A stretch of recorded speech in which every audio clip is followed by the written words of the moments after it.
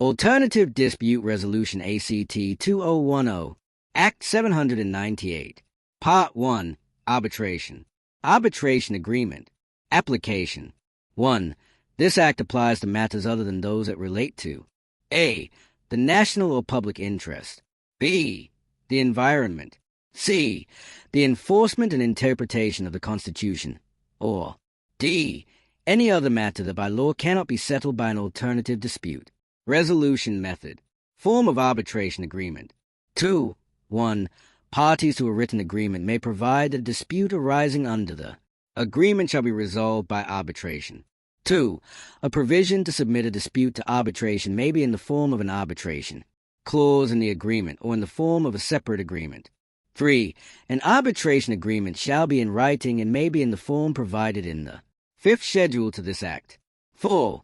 For the purpose of this Act, an arbitration agreement is in writing if A.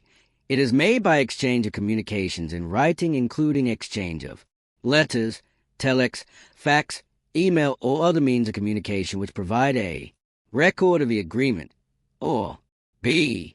There is an exchange of statement of claim and defense in which the existence of the agreement is alleged by one party and not denied by the other. Separation of arbitration agreement and revocation of agreement. 3. 1. Unless otherwise agreed by the parties, an arbitration agreement which forms or is intended to form part of another agreement shall not be regarded as invalid, non-existent, or ineffective because that other agreement is invalid or did not come into existence or has become ineffective and shall for that purpose be treated as a distinct agreement.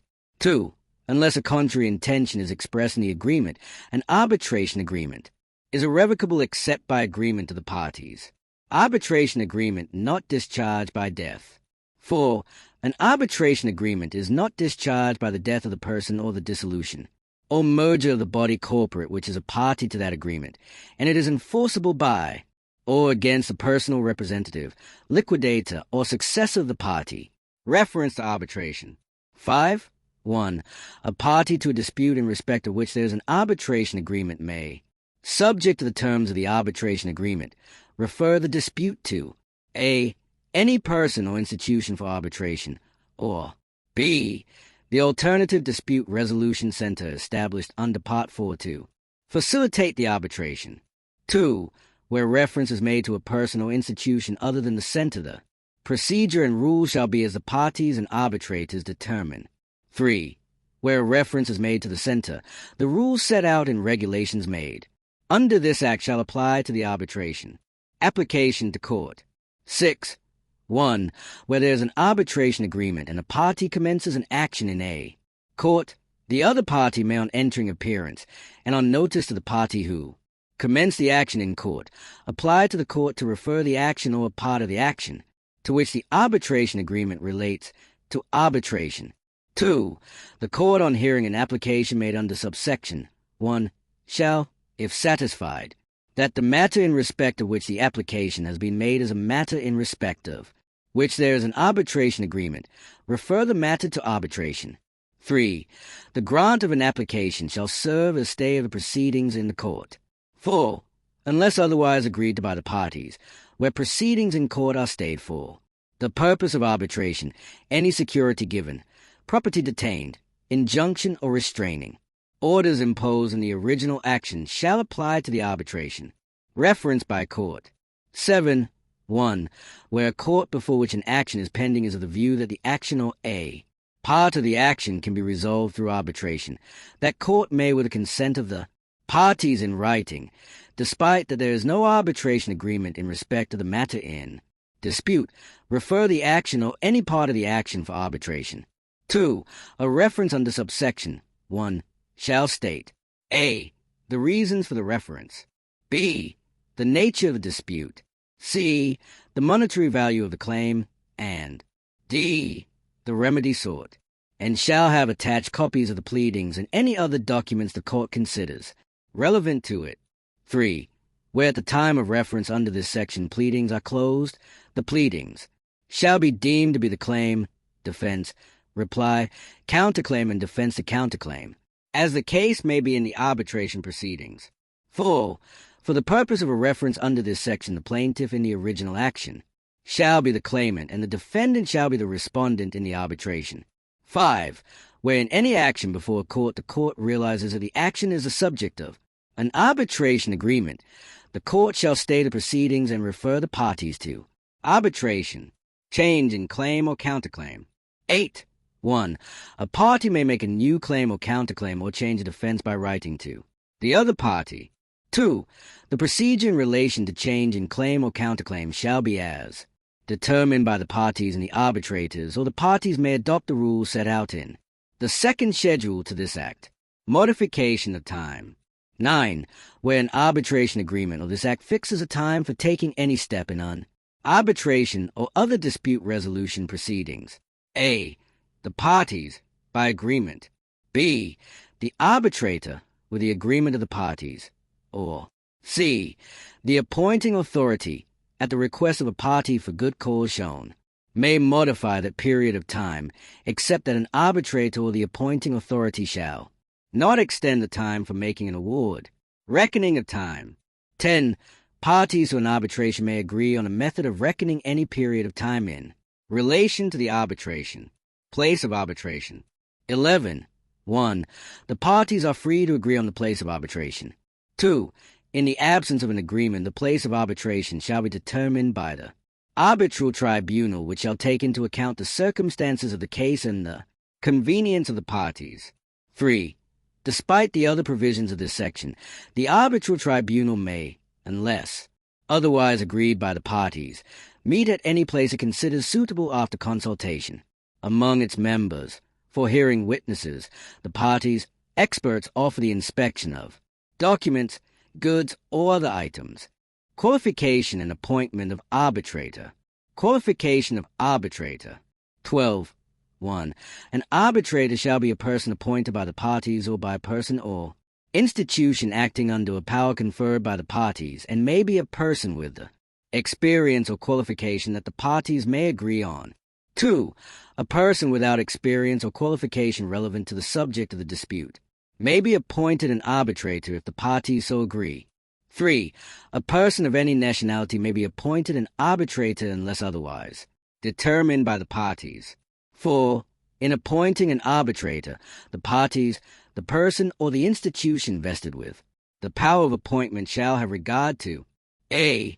The personal, proprietary, fiduciary, or financial interest of the arbitrator in the matter to which the arbitration relates. B. The relationship of the arbitrator to a party or counsel of a party to the arbitration. C. The nationalities of the parties. And D. Other relevant considerations. To ensure the appointment of an independent and an impartial arbitrator. 5. A person appointed an arbitrator shall before acceptance disclose to the parties or the appointing authority any information likely to affect the neutrality of the arbitration, particularly with regard to that arbitrator's interest in any case involving the parties. Number of arbitrators. 13. 1. The parties are at liberty to determine the number of arbitrators except that the number must be an uneven number. 2. Failing the determination as provided in subsection 1, the arbitration shall consist of 3 arbitrators. Appointment of arbitrator. 14. 1. Except otherwise provided in the arbitration agreement, the parties are at liberty to agree on the procedure for appointing an arbitrator. 2. Where A. The arbitration agreement does not provide for procedure for appointing an arbitrator, or B. The parties fail to agree on a procedure for appointing an arbitrator and the arbitration agreement does not provide for the settling of the disagreement. Each party, in an arbitration which requires the appointment of 3 arbitrators, shall appoint 1 arbitrator, and the 2 appointed arbitrators shall appoint the 3rd arbitrator, who shall be the chairperson. 3. For the purposes of Section 13 and subsection 2 of this section where A. A party fails to appoint an arbitrator within 14 days from the receipt of A. request to do so from the other party, or B. The 2 appointed arbitrators fail to agree on the 3rd arbitrator within 14 days from the date of their appointment. The appointment shall be made by the appointing authority upon a request by a party. 4. In an arbitration which requires the appointment of a sole arbitrator, if the parties fail to agree on the arbitrator within 14 days after the receipt of a request for arbitration by one party from the other party, the appointment shall be made by the appointing authority upon a request by a party. 5. Despite any provision in this section, parties are free to agree on what should happen in the event of a failure of the procedure to appoint arbitrators. 6. A party may, for the purpose of appointing an arbitrator, request for the register of arbitrators maintained by the Center, and the Center shall comply with the request. 7. An appointing authority may keep a register of arbitrators and mediators which may be accessed by the public. Impartiality and challenge of arbitrator. Impartiality and challenge of arbitrator. 15. 1. Where a person is requested to be an arbitrator, that person shall disclose in writing any circumstances likely to give reasonable cause to doubt as to the independence or impartiality of that person. 2. An arbitrator, from the time of appointment and throughout the arbitral proceedings, shall without delay disclose to the parties in writing any circumstances referred to in subsection 1. 3. An arbitrator's appointment may be challenged only if a. Circumstances exist that give rise to reasonable cause to doubt as to the arbitrator's independence or impartiality, or b. The arbitrator does not possess the qualification agreed on by the parties. 4. A party may not challenge an arbitrator appointed by the party or in whose appointment that party participated, except for reasons of which the party becomes aware subsequent to the appointment. Challenge of appointment procedure. 16. 1. Subject to subsection 2, the parties are free to agree on a procedure for challenging the appointment of an arbitrator. 2. Unless otherwise agreed upon in accordance with subsection 1, a party challenging the appointment of an arbitrator shall within 15 days of becoming aware of the constitution of the arbitral tribunal, or after becoming aware of circumstances that justify the challenge of the appointment of an arbitrator, submit a written statement of the reasons for the challenge to the arbitrator and any other arbitrators. 3. Unless the arbitrator whose appointment is challenged withdraws from the arbitration or the other party to the arbitration agrees to the challenge, the arbitral tribunal shall decide on the challenge, but in the case of a sole arbitrator, a. Where the arbitrator is appointed by an appointing authority, the appointing authority shall decide on the challenge. b. Where the arbitrator is appointed by a party, the party challenging the arbitrator may apply to the High Court for the determination of the challenge. 4. Where a sole arbitrator's appointment is successfully challenged, the sole arbitrator shall cease to be the arbitrator for the case. 5. Where the challenge of an arbitrator is from both parties, the appointing authority shall replace the arbitrator. Revocation of arbitrator's authority. Revocation of arbitrator's authority. 17. 1. The parties may agree on the circumstances under which the appointment of an arbitrator may be revoked. 2. Unless the parties have agreed on the circumstances for revocation, the authority of an arbitrator terminates if a. The arbitrator withdraws from office as an arbitrator. b. The parties acting jointly or by the appointing authority vested by the parties with the power for the purpose terminates the appointment, or c. The arbitrator fails to sit within a reasonable time. 3. The revocation of the authority of an arbitrator by the parties acting jointly shall be in writing. Revocation of arbitrator's authority by the High Court. 18. 1. The High Court may, on an application on notice by a party to an arbitration, remove an arbitrator where it considers it fit. 2. The court may make an order to remove an arbitrator where a. There is sufficient reason to doubt the impartiality of the arbitrator. b. The arbitrator does not possess the qualifications or experience required under the arbitration agreement or agreed to by the parties. c. The arbitrator is physically or mentally incapable, or there is justifiable doubt as to the arbitrator's capability to conduct the proceedings. d. The arbitrator has refused or failed to 1. Conduct the arbitral proceedings properly, or 2. Use reasonable despatch in conducting proceedings or making an award, and substantial injustice has or will be caused to the applicant. 3. Where the parties have by agreement vested the power of removal of an arbitrator. In an appointing authority, the court shall not entertain the application unless it is satisfied that the applicant has prior to the application exhausted the available recourse. 4. An application under subsection 2 shall operate as a stay of arbitral proceedings. 5. The arbitrator may make representation to the court in respect of the application. 6.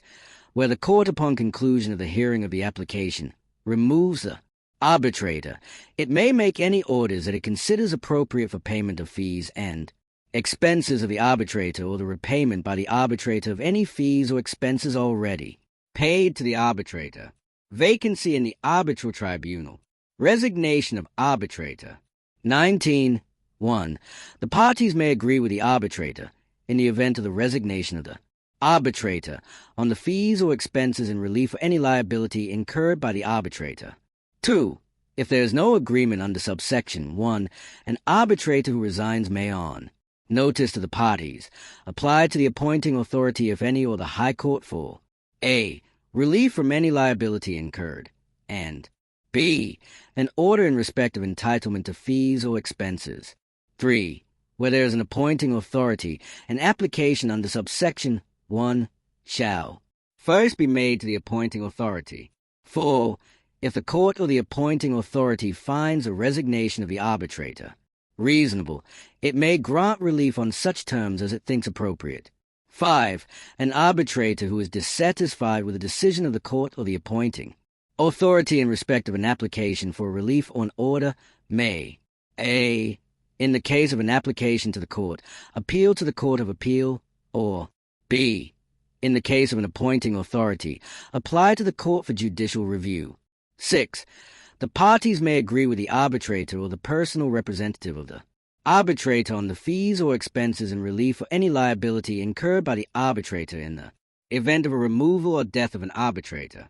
Death of arbitrator or person who appointed the arbitrator. 21. The authority of an arbitrator ceases on the arbitrator's death. 2. Unless the parties otherwise agree, the death of the person who appointed the arbitrator does not revoke the arbitrator's appointment. Filling of vacancy. 21. 1. If the position of an arbitrator becomes vacant, the parties may agree on a. whether and how the vacancy is to be filled, and b. whether the previous proceeding should be adopted. 2. If there is no agreement between the parties under subsection 1a, the appointing authority shall, on a reference by a party, appoint another arbitrator in accordance with this act. 3. Where the parties fail to reach an agreement under subsection 1b on the appointment of an arbitrator to fill a vacancy, the new arbitrator shall decide whether to adopt the previous proceedings or to start afresh. Fees and immunity of arbitrators. Fees for arbitrators. 22.1. The parties and the arbitrators shall agree on the fees payable by the parties in respect of the arbitration, and the parties are jointly and severally liable for the payment of the agreed fees, and if a dispute arises about the fees, a party may refer the issue to the appointing authority or the High Court for resolution. 2. An arbitrator shall be paid based on a. the value of the subject matter of the arbitration, b. the complexity of the case, and c. the agreed hourly rate of fee. 3. An arbitrator may, after consultation with the parties, request the parties to make further payments in respect of fees where the circumstances so require. 4. A party may, within 28 days after the date of the determination of the amount of fees, apply to the appointing authority or the court upon notice to the other party and the arbitrators for an order adjusting the amount of fees upon conditions as the appointing authority or the court shall determine, and any excess payment made as a result of the adjustment may be ordered to be repaid, having regard to all the circumstances. 5. Subsection 3 applies to an arbitrator who has ceased to act. 6. Where there is an appointing authority, a matter shall not be referred to the court in this section unless the matter has been first referred to the appointing authority. Immunity of arbitrator.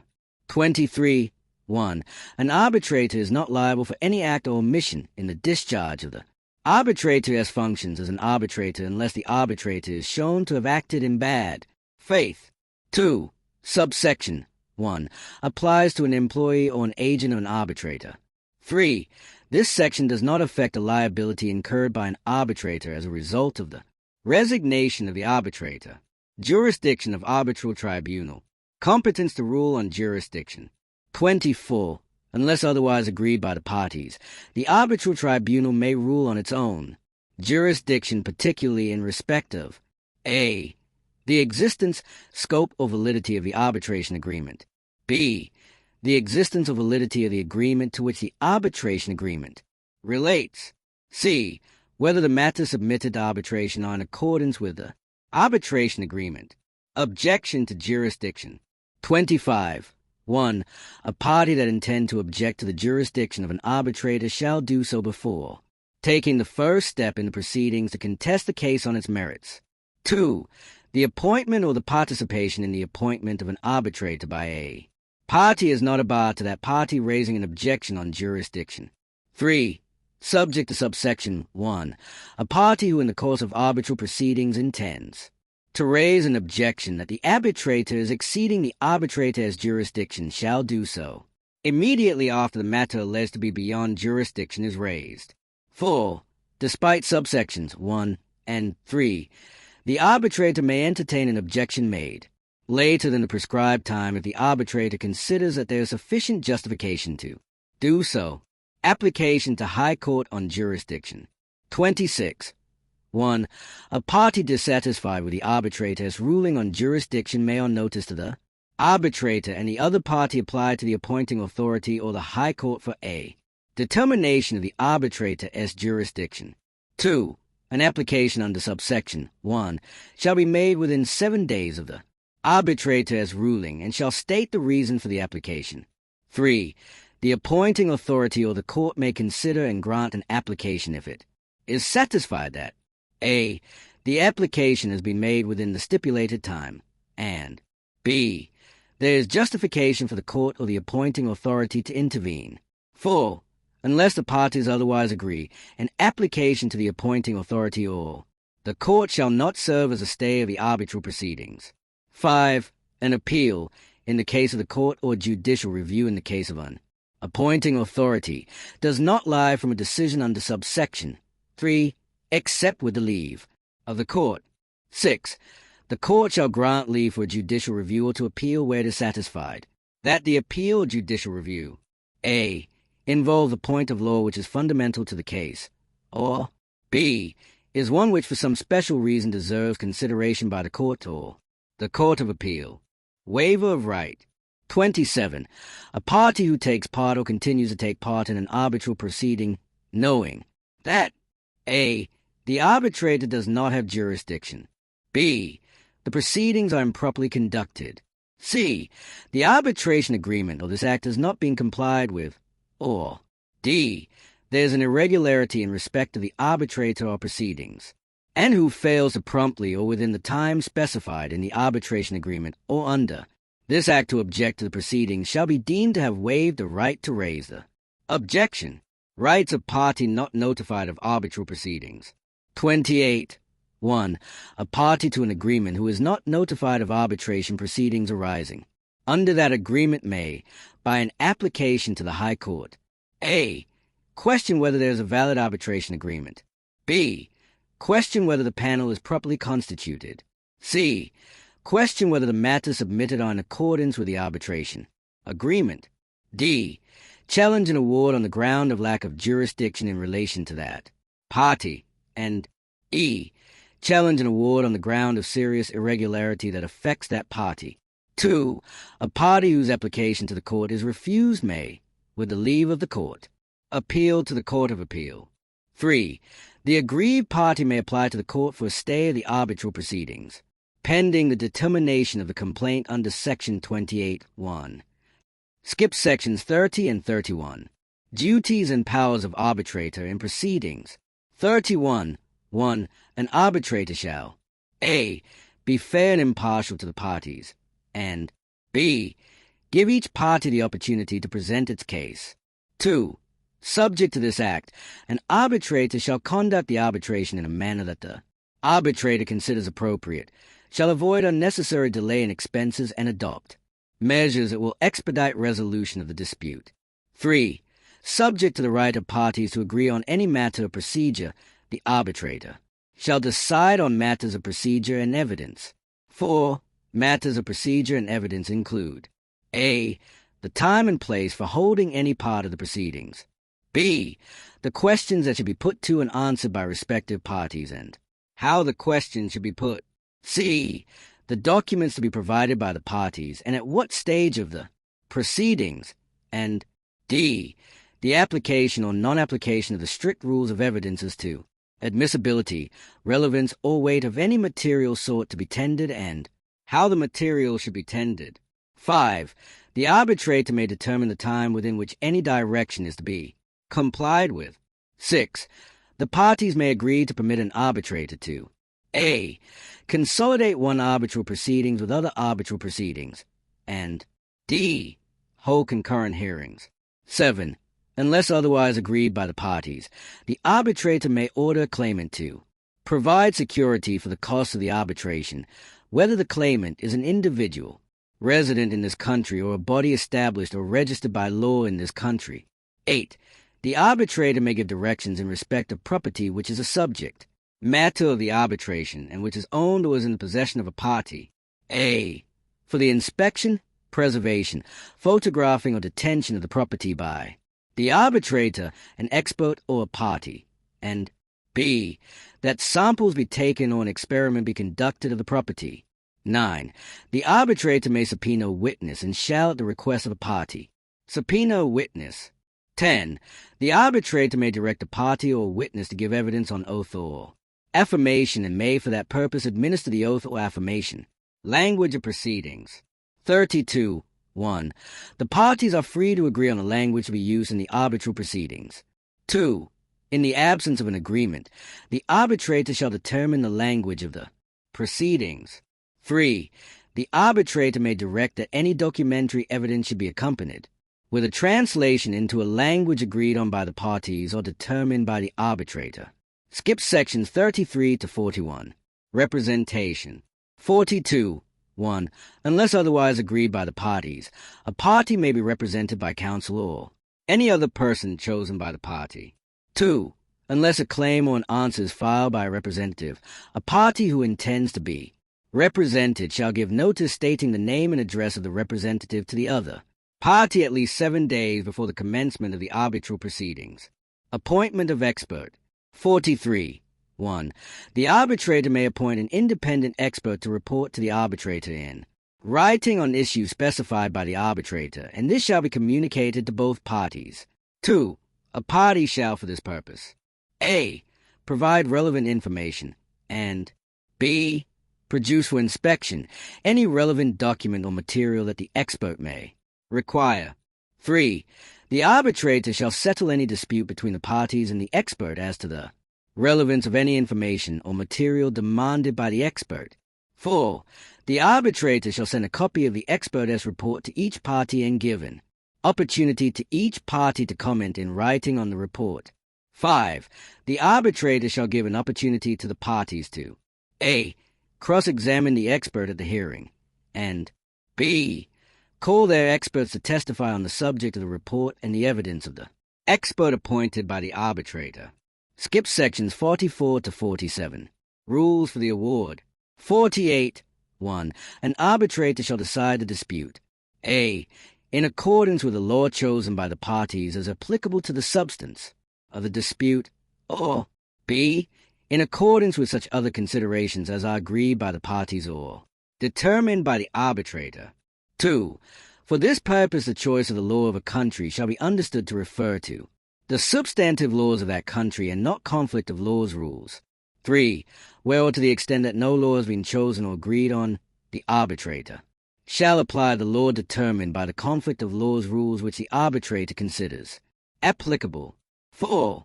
In disputes relating to contract, the arbitrator shall apply the terms of the contract, taking into consideration the usages of the trade to which the contract relates. 5.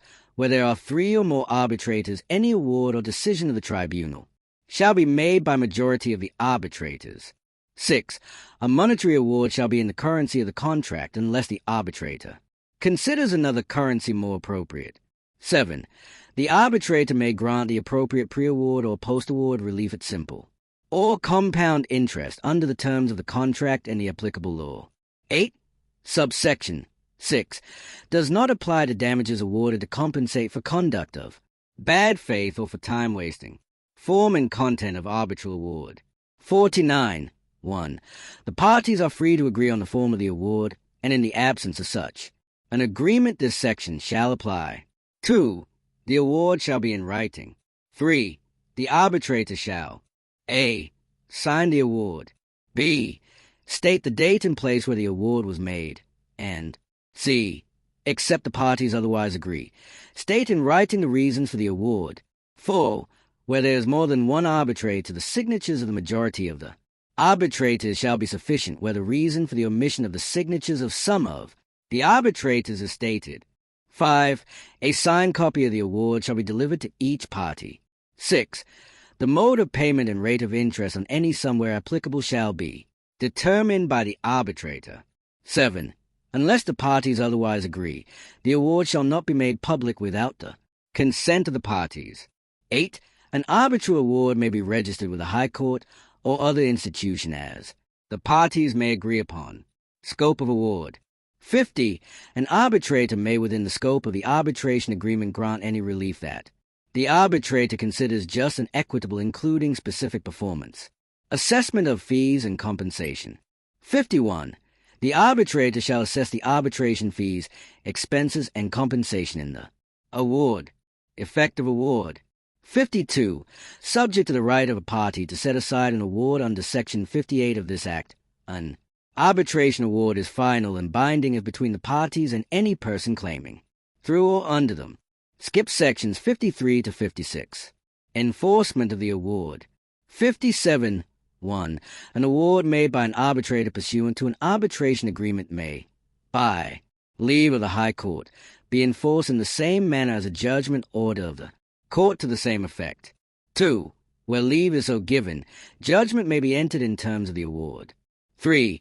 Leave to enforce an award shall not be given where, or to the extent, that a person against whom the award is sought to be enforced shows that the arbitrator lacked substantive jurisdiction to make the award. Challenge of award. 58. 1. An arbitral award may subject to this act be set aside on an application by a party to the arbitration. 2. The application shall be made to the High Court and the award may be set aside by the court only where the applicant satisfies the court that A. A party to the arbitration was under some disability or incapacity. B.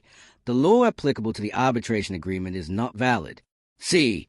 The applicant was not given notice of the appointment of the arbitrator or of the proceedings or was unable to present the applicant's case.